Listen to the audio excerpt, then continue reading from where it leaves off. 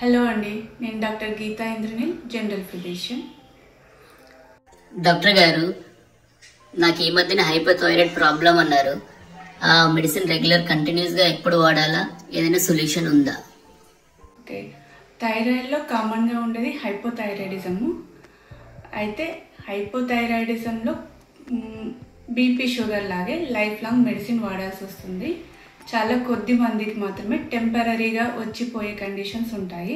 వాళ్ళకి self resolve అవుతుంది. మనం ఇచ్చే మెడిసిన్ వల్ల కాదు, అది కొద్ది కాలం ఉండి తగ్గిపోతుంది. అంటే ప్రెగ్నెన్సీలో వచ్చిన థైరాయిడ్ కానీ, డెలివరీ తర్వాత వచ్చిన థైరాయిడ్ ప్రాబ్లమ్స్ కానీ, లేదంటే కొన్ని రకాల ఇన్ఫెక్షన్స్ వల్ల వచ్చేవి టెంపరీగా ఉండిపోతాయి. అది చాలా తక్కువ మందికి వస్తుంది. ఎక్కువ మంది మాత్రం హైపోథైరాయిడిజం వచ్చింది అంటే లైఫ్ లాంగ్ మెడిసిన్ వాడాల్సిందే.